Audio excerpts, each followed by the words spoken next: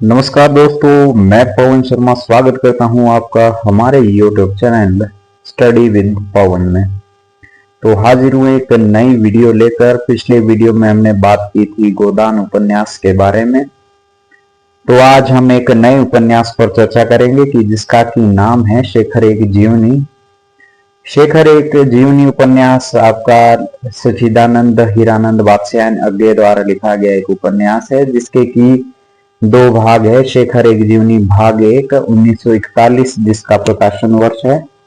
इसके अलावा जो इसका दूसरा भाग है 1944 उसका प्रकाशन वर्ष है। हमारे पाठ्यक्रम में जो है शेखर एक जीवनी भाग 1 लगा है, तो आज इस उपन्यास के बारे में चर्चा करेंगे। इसके अलावा इस उपन्यास से संबंधित जितने भी महत्वपूर्ण तथ्य हैं तथा आपके जो लेखक है अज्ञे, इनसे संबंधित जितने भी महत्वपूर्ण बातें हैं तथा इनकी रचनाएं हैं, उन सभी पर चर्चा करेंगे। तो आगे बढ़ने से पहले अगर आप चैनल पर पहली बार आए हैं तो वीडियो को लाइक, शेयर एवं सब्सक्राइब जरूर करें तथा अपने दोस्तों के साथ इसे जरूर साझा करें। तो चलिए आगे बढ़ते हैं, वीडियो को शुरू करते हैं। आज के उपन्यास के बारे में बात करते हैं, शेखर एक जीवनी। सबसे पहले आपने ध्यान रखना है कि इसका प्रकाशन वर्ष क्या है। तो 1941 जो है इसका प्रकाशन वर्ष है। जैसा कि हम हर अपनी वीडियो में करते हैं कि सबसे पहले उपन्यास के साहित्यिक परिचय के बारे में बातचीत करते हैं कि जो भी आपके उपन्यासकार है इनके जीवन एवं साहित्यिक जीवन से संबंधित जितनी भी महत्वपूर्ण जानकारियां हैं वो आप तक पहुंचाने का प्रयास करते हैं। तो सबसे पहले बात करते हैं कि जो आपके उपन्यासकार है अज्ञे, इनका जन्म तो सबसे पहले 7 मार्च 1911 को इनका जो जन्म है कुशीनगर देवरिया उत्तर प्रदेश में इनका जन्म होता है। ये भी आपने ध्यान रखना है कि इनका जन्म कहाँ होता है। तो कुशीनगर उत्तर प्रदेश में जो है इनका जन्म होता है। अब बात करते हैं कि इनकी मृत्यु तो 4 अप्रैल 1987 को इनकी मृत्यु होती है। इनका जो उपनाम है वो अज्ञे है और पूरा नाम है सच्चिदानंद हीरानंद वात्स्यायन अज्ञे। और जो बचपन का नाम है सच्चा। बचपन में इन्हें जो है सच्चा कहकर बुलाते थे। और जो ललित निबंधकार इनका जो नाम है वो है कुट्टी चातन। ये महत्वपूर्ण यहाँ से बिंदु है, आपने ध्यान रखना है कि जो है आपके सबसे पहले तो अज्ञे जो है इनका उपनाम है, बचपन का नाम इनका सच्चा है, ललित निबंधकार नाम कुट्टी चातन है। इनके पिता का जो नाम है वो है पंडित हीरानंद शास्त्री, इनके पिता का नाम है। माता का नाम है वयंती देवी। और ये जो किस काल के जो ही आपके लेखक है या उपन्यासकार है, तो आधुनिक काल के जो है ये उपन्यासकार है। तो जितनी भी यहाँ से आपको जानकारी मिल रही है वो आप अपने पास जहां भी आप नोट्स बना रहे हैं उन्हें नोट डाउन करते हुए चले, क्योंकि ये बहुत ज्यादा महत्वपूर्ण है। अक्सर परीक्षाओं में जो है यहाँ से प्रश्न बन जाते हैं। अगला बिंदु है कि आचार्य रामचंद्र शुक्ल ने इन्हें कठिन गद्य का प्रेत कहा है। तो किसने कहा है? आचार्य रामचंद्र शुक्ल ने इन्हें कठिन गद्य का प्रेत कहा है। ये आपने ध्यान रखना है। अगला बिंदु है कि अज्ञे को कविता में प्रयोगवाद का प्रवर्तक कहा जाता है। उनके संपादन में निकले तारा सप्तक और दूसरा सप्तक की प्रयोगवादी काव्य प्रवृत्तियों को देखते हुए इसे एक नई धारा के रूप में जो है चिन्हित किया गया।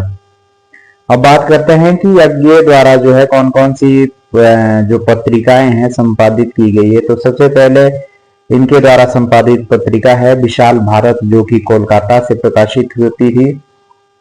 दूसरी पत्रिका है सैनिक, तीसरी है दिनमान, चौथी है प्रतीक पत्रिका जो कि इलाहाबाद से प्रकाशित होती थी, नवभारत टाइम्स।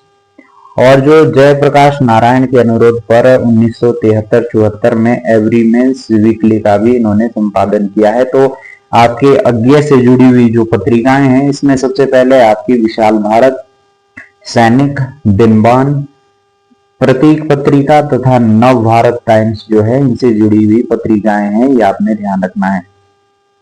आगे बढ़ते हैं, अब इनकी रचनाओं के बारे में बातचीत करते हैं कि इनकी कौन कौन सी रचनाएं हैं। तो सबसे पहले कविता संग्रहों के बारे में बातचीत करते हैं। तो इनके जो कविता संग्रह हैं वो मैंने क्रम से आपके समक्ष रखने का प्रयास किया है और इनका जो प्रकाशन वर्ष है वो भी साथ में रखने का प्रयास किया है। तो जहां भी आप नोट्स बनाए तो इसका प्रकाशन वर्ष जो है इसके साथ जरूर लिखे, क्योंकि परीक्षाओं में आपके जो है आपके इस प्रकार के प्रश्न बनते हैं कि जो आपके रचनाएं होती है उन्हें आपने क्रम से लगानी होती है। तो सबसे पहले जो इनकी रचना है, भग्नदूत 1933, चिंता 1942, इत्यलम 1946, हरी घास पर क्षण भर 1949, बावरा अहेरी 1954, इंद्रधनुष रौंदे हुए ये 1957, हरी ओ करुणा प्रभा में 1959, आंगन के पार द्वार 1961, कितनी नावों में कितनी बार 1967, क्योंकि मैं उसे जानता हूं 1970, सागर मुद्रा 1970, पहले मैं सन्नाटा बुनता हूं 1974, महावृक्ष के नीचे 1977, नदी की बांक पर छाया 1981, prison days and other points जो है अंग्रेजी में है, इनका अनुवादित है 1946 ईस्वी। तो ये आपने ध्यान रखना है कि इनके द्वारा कौन कौन सी जो है रचनाएं हैं आपकी, तो ये क्रम से आपने आप नोट डाउन करते हुए चलना है। भग्नदूत, चिंता, इत्यलम, हरिघास पर क्षण भर, बावरा अहेरी, इंद्रधनुष रौंदे हुए ये, अरि ओ करुणा प्रभा में, आंगन के पार द्वार, कितनी नावों में कितनी बार, क्योंकि मैं उसे जानता हूं, सागर मुद्रा, पहले मैं सन्नाटा बुनता हूं, महावृक्ष के नीचे, नदी की बांक पर छाया, जो है इनके महत्वपूर्ण जो ये रचना है ये आपने ध्यान रखना है। आगे बढ़ते हैं, अब इनके कहानी संग्रह के बारे में बातचीत करते हैं। तो इनके कहानी संग्रहों में विपथगा 1937, परंपरा 1944, कोठरी की बात 1945, शरणार्थी 1948, जयदोल 1951। तो ये आपने ध्यान रखना है कि इनके कहानी संग्रह कौन कौन से हैं, विपथगा, परंपरा, कोठरी की बात, शरणार्थी, जयदोल। ये भी आपने जो है क्रम से ध्यान रखना है, प्रकाशन वर्ष के साथ इन्हें जो है याद रखने की कोशिश करनी है। अब बात करते हैं इनके उपन्यासों के बारे में। तो इनके कुल मिला के जो है 3 जो है उपन्यास है, तो ये आपने ध्यान रखना है। सबसे पहला है शेखर एक जीवनी, जो कि 2 भागों में प्रकाशित है, 1941 और 1944। भाग 1 1941 है, दूसरा भाग 1944 है। दूसरा उपन्यास है इनका नदी के द्वीप 1951, तीसरा है अपने अपने अजनबी 1961। तो आपने ध्यान रखना है कि अज्ञे के मात्र जो है 3 उपन्यास है, ये आपने ध्यान रखना है, शेखर एक जीवनी, नदी के द्वीप, अपने अपने अजनबी। आगे बढ़ते हैं, अब इनके यात्रा वृतांतों के बारे में बातचीत करते हैं। तो 2 यात्रा वृतांत इनके हैं, अरे यायावर रहेगा याद 1943, एक बूंद सहसा उछली 1960। ये दोनों महत्वपूर्ण इनके यात्रा वृतांत है, जिसमें से कि एक अरे यायावर रहेगा याद जो है आपके यूजीसी नेट के पाठ्यक्रम में भी लगा है। तो आपने ध्यान रखना है कि इनके 2 जो है यात्रा वृतांत है, अरे यायावर रहेगा याद और एक बूंद सहसा उछली 1960।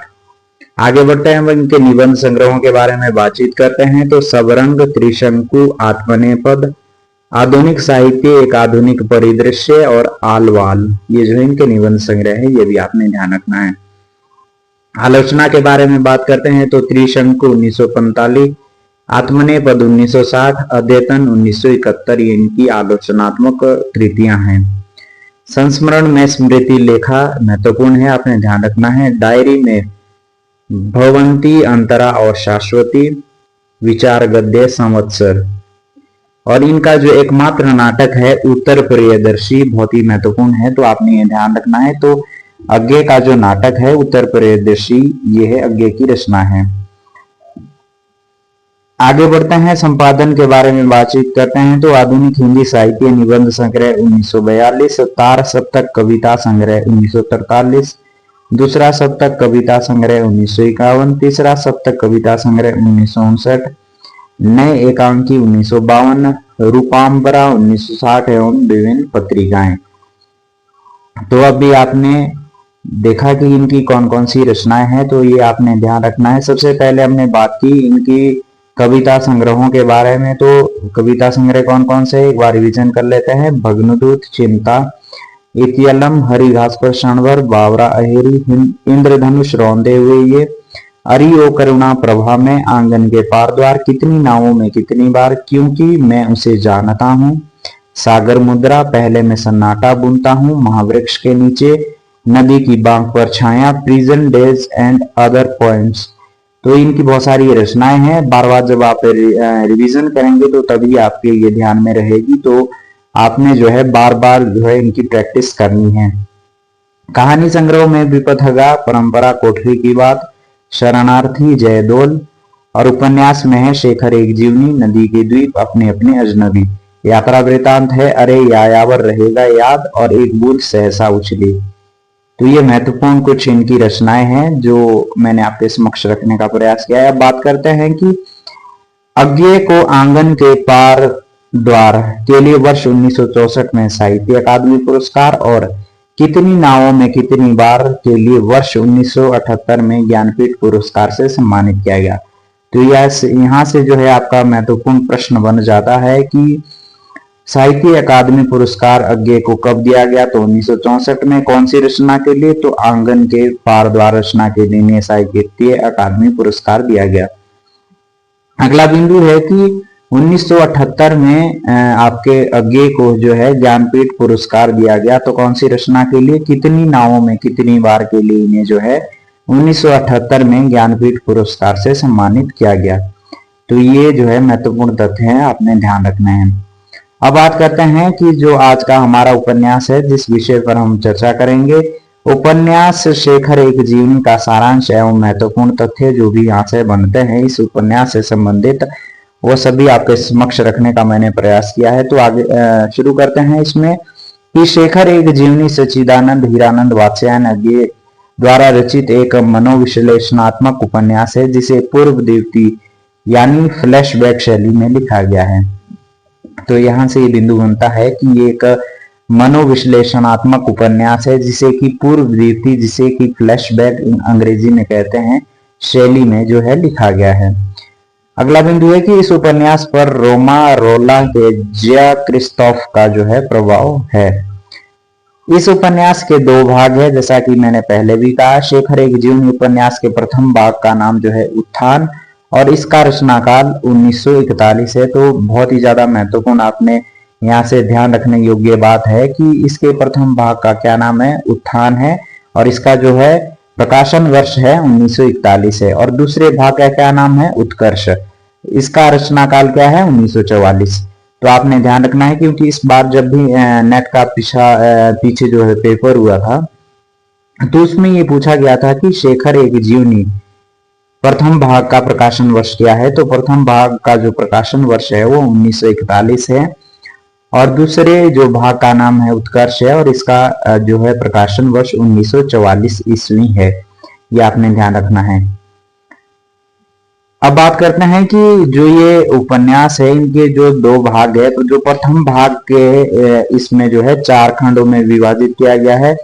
तो पहला है उषा और ईश्वर, दूसरा है बीज और अंकुर, तीसरा है प्रकृति और पुरुष, चौथा है पुरुष और परिस्थिति। इस 4 खंडों में जो है ये उपन्यास आपका विभाजित है।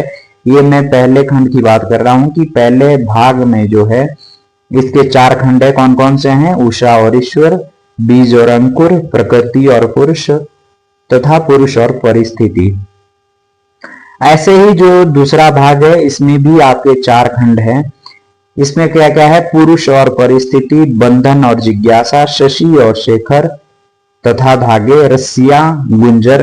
ये जो है आपके दूसरे भाग के 4 खंड है। ये भी आपने ध्यान रखना है, बहुत ही ज्यादा महत्वपूर्ण है कि जो भी आपके उपन्यास आपका 2 भागों में विभाजित है, और प्रत्येक भाग के जो है 4-4 खंड है। अब बात करते हैं उपन्यास की भूमिका, जो कि बहुत ही ज्यादा महत्वपूर्ण है। पिछले उपन्यास की भूमिका नहीं थी, तो आपके समक्ष मैंने नहीं रखी थी। इस उपन्यास की भूमिका जो है बहुत ही ज्यादा महत्वपूर्ण है। तो आपका जो उपन्यास है वहां की भूमिका से मैंने ये आपके पेज उठाए हुए हैं, तो इस पर चर्चा करते हैं, क्योंकि इस भूमिका से कई बार जो है आपके प्रश्न बने हैं। तो भूमिका को पढ़ना जो है बहुत ज्यादा जरूरी है, और क्योंकि यहाँ से प्रश्न बनेंगे, अगर आपने भूमिका नहीं पढ़ी है तो जो है आपके लिए बहुत ज्यादा मुश्किल हो सकती है। तो भूमिका की तरफ चलते हैं। तो भूमिका में क्या है कि वेदना में एक शक्ति है जो दृष्टि देती है, जो यातना में है वो दृष्टा हो सकता है।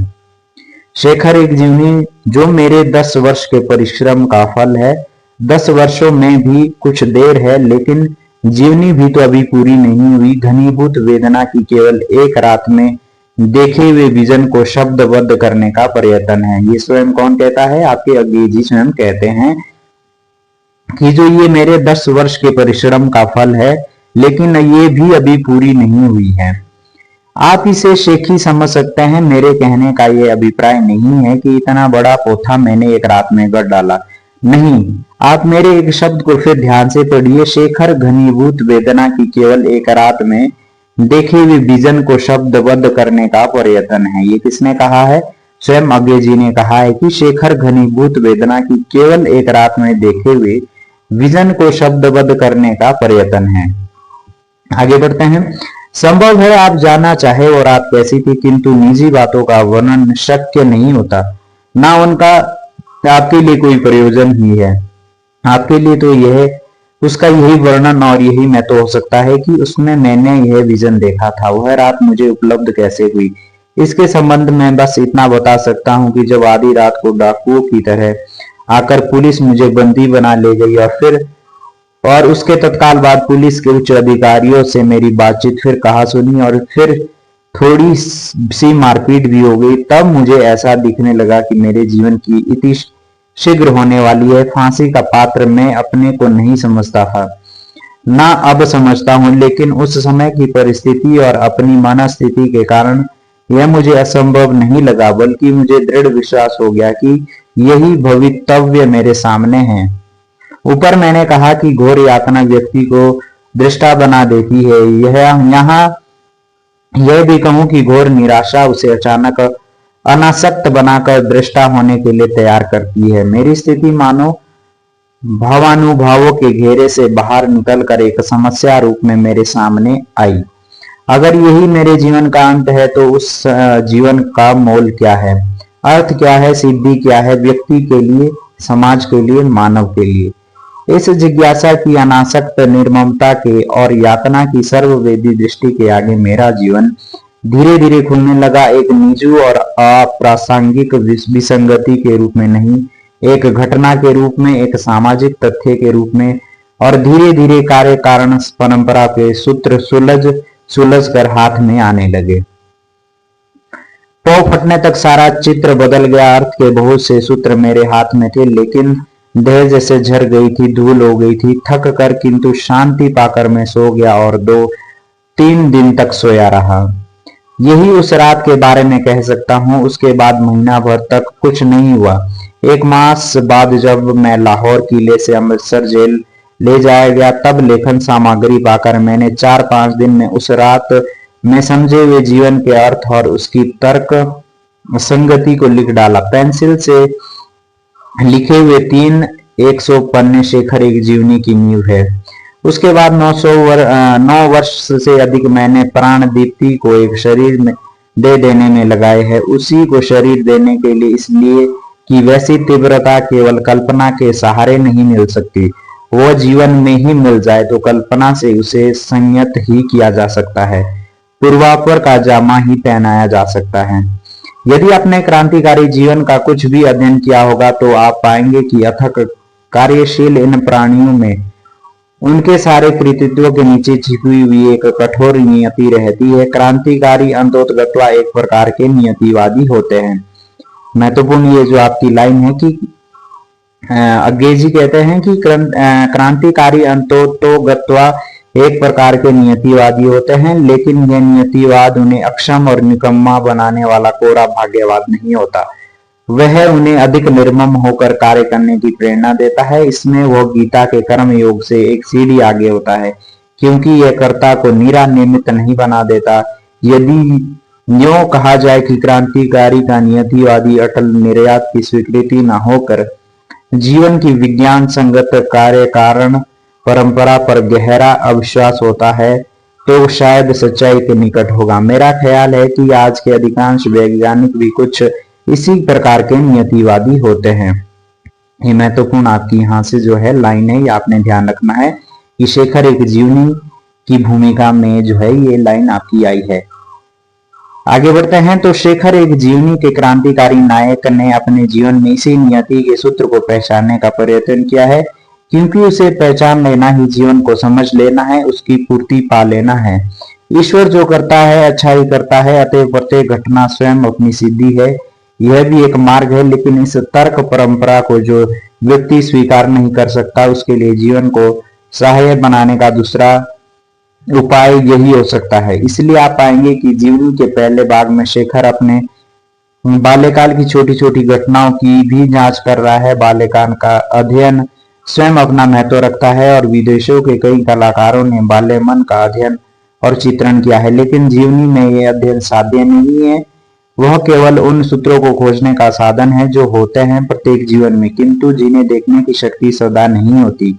वह तो तब मिलती है जब किसी घटना की चोट से जीवन दीप्त हो उठता है, या तब जब यातना की तीव्रता से व्यक्ति सूक्ष्म दृष्टा बन जाता है। अपनी रचना के बारे में कुछ कहने का अधिकार मुझे नहीं है, लेकिन शेखर का और अपना संबंध ध्यान में रखते हुए मुझे लगता है कि इसी में उसके जीवन की महानता और इसी में उसकी दीनता है। महानता इसलिए कि उसकी जिज्ञासा में लगन है, निष्ठा है। दीनता इसलिए कि इस तीव्रता के कारण ही वह कई जगह सच्चा शोधक न रहकर केवल हेतुवादी रह जाता है और उसका हेतुवाद करुण और दयनीय जान पड़ने लगता है। तो संक्षेप में यही शेखर एक जीवनी की बुनियाद की कहानी है। आप कहेंगे कि यह एक विजन नहीं, यह एक तर्क प्रणाली है, एक फलसफा है, लेकिन मैं मानता हूं कि फलसफा भी अंततः दृष्टि है, विजन है, और अपनी धारणा की पुष्टि के लिए फलसफे के हिंदी नाम की शरण लेता हूं। इसका नाम क्या है? दर्शन। ये भी आपने ध्यान रखना है। आगे बढ़ते हैं। यह है क्या यह जीवन आत्मजीवनी है? यह प्रश्न अवश्य पूछा जाएगा। आगे बढ़ते हैं, जो महत्वपूर्ण है उसी पर बात करेंगे। तो यहां से जो एक टी.एस. इलियट की उस उक्ति का कोई अर्थ नहीं होगा जो वास्तव में इसका एकमात्र उत्तर है। There is always a separation between the man who suffers and artist who creates, and the greater the artist the greater the separation. ये टी.एस. इलियट ने क्या कहा है कि भोगने वाला प्राणी और सृजन करने वाले कलाकार में सदा एक अंतर रहता है, और जितना बड़ा कलाकार होता है उतना ही भारी ये अंतर होता है। बहुत ही महत्वपूर्ण जो है टी.एस. इलियट की यहाँ पे पंक्तियां हैं जो कि इस उपन्यास की भूमिका में लेखक ने कही है। आगे बढ़ते हैं। अगला जो बिंदु है जहां से ये महत्वपूर्ण है कि इलियट का आदर्श क्या है, कि यहां से ये जो महत्वपूर्ण है कि शेखर में मेरापन कुछ अधिक है। इलियट का आदर्श जिसकी महानता मैं मानता हूं मुझसे नहीं मिल सकता है। शेखर निसंदेह एक व्यक्ति का अभिन्नतम निजी दस्तावेज है, यद्यपि वह साथ ही उस व्यक्ति के युग संघर्ष का प्रतिबिंब भी है। इतना और ऐसा निजी वह नहीं है कि उसके दावे को आप एक आदमी की निजी बात कहकर उड़ा सके। मेरा आग्रह है कि उसमें मेरा और समाज और मेरा युग बोलता है कि वो मेरे और शेखर के युग का प्रतीक है।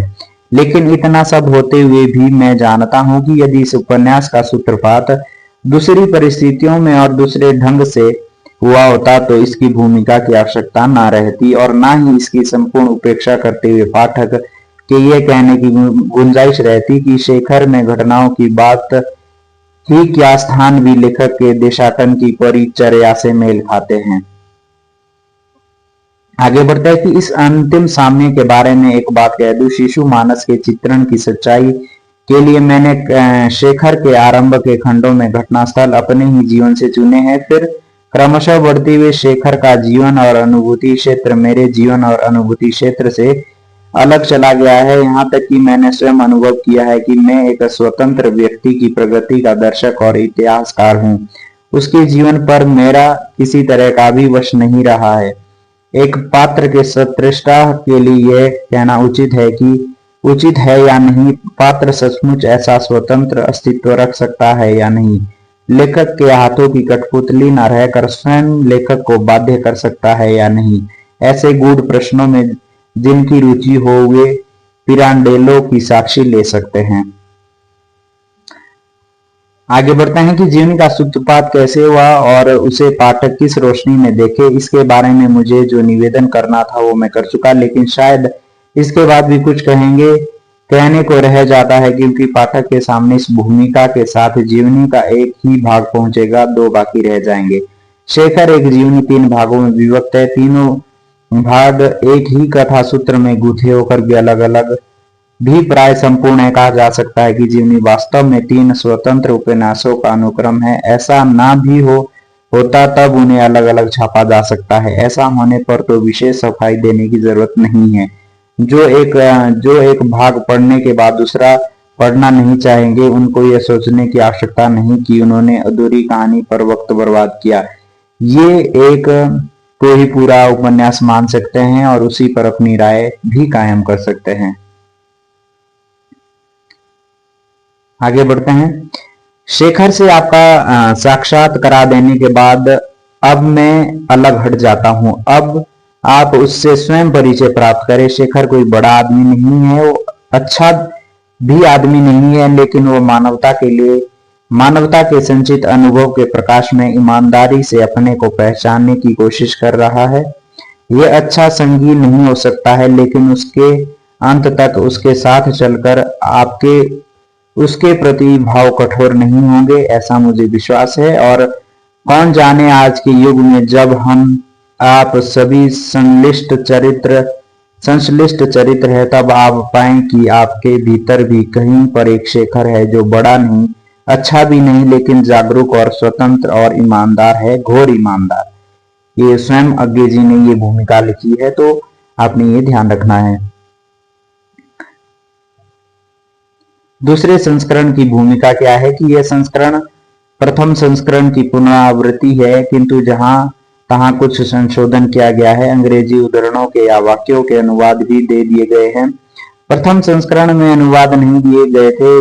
विज्ञों ने राय दी कि छोटे छोटे पद्यांशों का गद्य अनुवाद करने से उनका चमत्कार नष्ट हो जाएगा, किंतु हिंदी के पाठक का अपने अधिकार पर आग्रह है। प्राण रहे ना रहे, देह उसे चाहिए। जो अनुवाद दिए गए हैं दोनों भाषाएं जानने वाले वे रद्दी और अनर्थ कर जान पड़े, तो उनसे प्रार्थना है मुझे क्षमा कर दे, क्योंकि वे कम से कम देवनागरी हिंदी तो है। फिर जो आत्मा तक पहुंच सकते हैं उन्हें रूप सज्जा पर आग्रह नहीं करना चाहिए, वे मूल पढ़ सकते हैं। ये स्वयं क्या है, किसने कहा है? लेखक ने ये कहा है। और क्या है कि उपयुक्त कथन के बाद यह कहने की आवश्यकता नहीं होनी चाहिए कि यद्यपि शेखर का जीवन दर्शन सामान्यतः उसके लेखक का भी जीवन दर्शन है, तथापि उसमें जहां तहां शेखर जिन रिलेशंस या फैलेसीज की शरण लेता है, वे शेखर की ही है, उसके लेखक की नहीं। तर्क की ऐसी करुण भूलें सभी करते हैं, लेकिन एक कहानी के पात्र में जो त्रुटि है, ठीक वही त्रुटि उसके लेखक में भी है। यह मानना गलती है। यह यहाँ इसलिए कहना पड़ता है कि हिंदी का पाठक ऐसी भूल प्राय करता है, और यह मैं अनुभव से जानता हूं। तो ये इस उपन्यास की भूमिका थी, जो कि बहुत ही महत्वपूर्ण है। यहाँ से अक्सर आपके जो है प्रश्न बनते हैं, तो ये भूमिका है आपके समक्ष रखने का मैंने प्रयास किया है। इसका आप स्क्रीनशॉट भी ले सकते हैं और आपको पीडीएफ फॉर्म में भी ये जो है आपके टेलीग्राम चैनल पर मिल जाएगी। तो ये आपकी भूमिका थी जो कि स्वयं अज्ञे जी ने लिखी है, शेखर एक जीवनी उपन्यास की। आगे बढ़ते हैं। अब इस उपन्यास के जो पात्र है, पात्र परिचय के बारे में बातचीत करते हैं कि इस उपन्यास में कौन कौन से पात्र है। तो सबसे पहले बात करते हैं शेखर। शेखर कौन है? शेखर एक जीवनी उपन्यास का नायक है। शेखर का व्यक्तित्व अहंता, भय और सेक्स इन्हीं 3 धरातलों पर सृजित हुआ है। विद्रोहात्मक उसके व्यक्तित्व का अभिन्न अंग है। वह घोर स्वाभिमानी, अंतिम सीमा तक ईमानदार, निर्भीक और जिज्ञासु है। तो शेखर के बारे में क्या क्या जानकारी दी गई है कि शेखर का व्यक्तित्व अहंता, भय और सेक्स इन्हीं 3 धरातलों पर सृजित हुआ है। विद्रोही प्रकृति का जो ये व्यक्ति है, ईमानदार भी है, निर्भीक है और जिज्ञासु है। अगला पात्र कौन है? सरस्वती। सरस्वती कौन है? शेखर एक जीवनी उपन्यास की प्रमुख पात्र है। ये शेखर को नारी का प्रथम स्नेह सरस्वती से मिलता है और वो उसे बहन से सरस्वती और सरस्वती से सरस महसूस करता है। शेखर के जीवन में सरस्वती के अतिरिक्त शशि, शीला, प्रतिभा, शांति इत्यादि नारी पात्र आती है। तो ये आपने ध्यान रखना है कि जो भी इसमें पात्र आ रहे हैं, तीनों बार आपके जो है पात्र मिलाने को आते हैं, तो आपने ये ध्यान रखना है कि उपन्यास में जो है किन किन पात्रों का जिक्र आ रहा है। अगली पात्र है प्रतिभा। प्रतिभा कौन है? शेखर की खेल सखी, जिससे शेखर प्यार करता है। समवयस्का बालिका के रूप में शेखर का दूसरा परिचय जो है प्रतिभा से होता है। अगले पात्र के बारे में बात करते हैं तो शारदा। शारदा कौन है? शारदा वह नारी पात्र है जो शेखर की काम भावना का वास्तविक आलंबन बनती है। कैशोर्य प्रेम का इतना यथार्थ और मार्मिक चित्रण जो शारदा और शेखर के प्रेम में हुआ है, अन्यत्र जो है दुर्लभ है। अगली पात्र है शशि। शशि कौन है? शेखर एक जीवनी उपन्यास की सर्वाधिक महत्वपूर्ण स्त्री चरित्र, असाधारण चरित्र जो शेखर की जीवनी शक्ति बनती है। शशि के आग्रह पर शेखर एमए करता है, कांग्रेस के अधिवेशन में भाग लेता है, जेल जाने को बाध्य होता है। शेखर शशि से भावनात्मक रूप से जुड़ता है। शशि की शादी अन्यत्र हो जाती है। शशि का पति उसे दुष्चरित्र घोषित कर जब घर से निकाल देता है तो शेखर उसका जो है संरक्षक बनता है।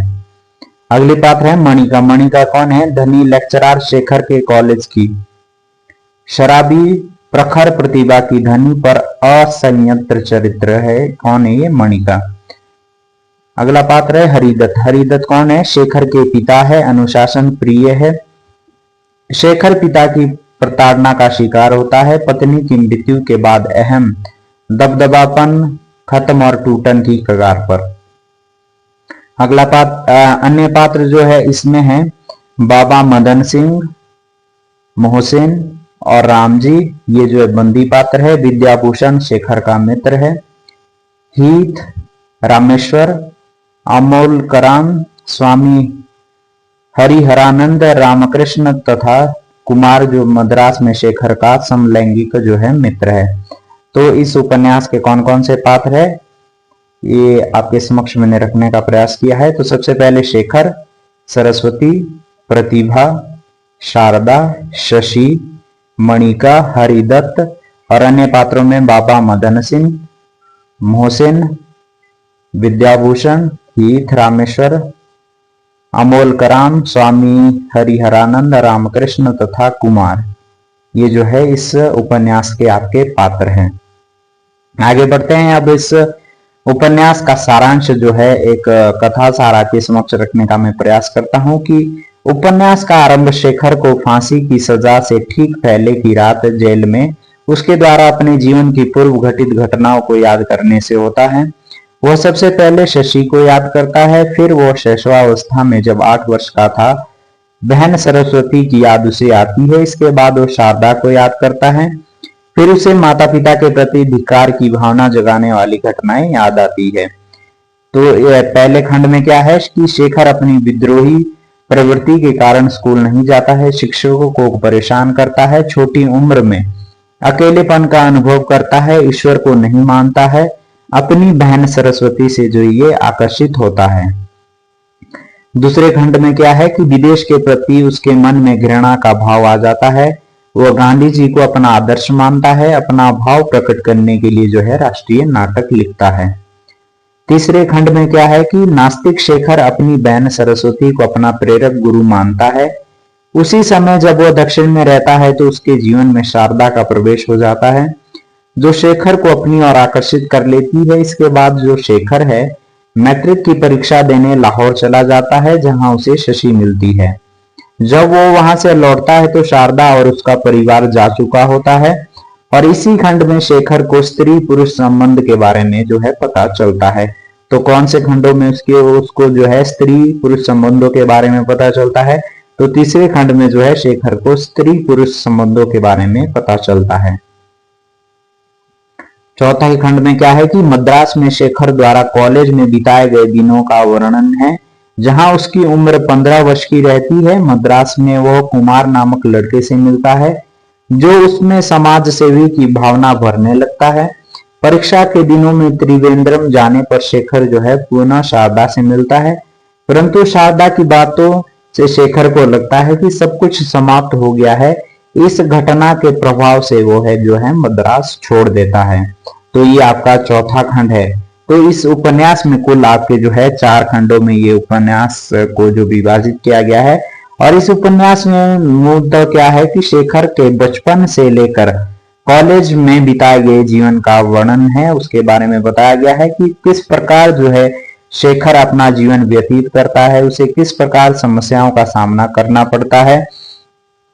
तो ये एक सारांश जो है आपके समक्ष रखने का मैंने प्रयास किया है। लेखक से संबंधित, उनके जीवन से संबंधित तथा उनके साहित्यिक जीवन से संबंधित उनकी जो कौन कौन सी रचनाएं हैं वो सब आपके समक्ष रखने का मैंने प्रयास किया है। शेखर एक जीवनी उपन्यास की भूमिका, इसके पात्र तथा इसका जो सारांश आपके समक्ष रखने का मैंने प्रयास किया है। इसके अलावा जो आप उपन्यास जो है पीडीएफ फॉर्म में पढ़ सकते हैं, और इस उपन्यास के जो भी महत्वपूर्ण आपके उदाहरण होते हैं, वो जो भी आप बुक फॉलो कर रहे हैं वहां से जो है इसके उदाहरण जरूर देखें, क्योंकि उदाहरण जो आपके होते हैं, उदाहरण जो भी आपके होते हैं वहां से प्रश्न आपके अक्सर बनते हैं। लेकिन जो भी इस उपन्यास से संबंधित महत्वपूर्ण जानकारी थी वो मैंने आपके समक्ष रखने का प्रयास इस वीडियो में किया है। तो अगर आपको ये वीडियो अच्छी लगी है तो इसे अपने दोस्तों के साथ जरूर साझा करें। वीडियो को पूरा देखने के लिए धन्यवाद, तथा हमारे चैनल पर पहली बार आए हैं तो चैनल को लाइक, शेयर एवं सब्सक्राइब जरूर करें। इसी प्रकार जो है अपना प्यार आप जो है इस चैनल को देते रहें। धन्यवाद।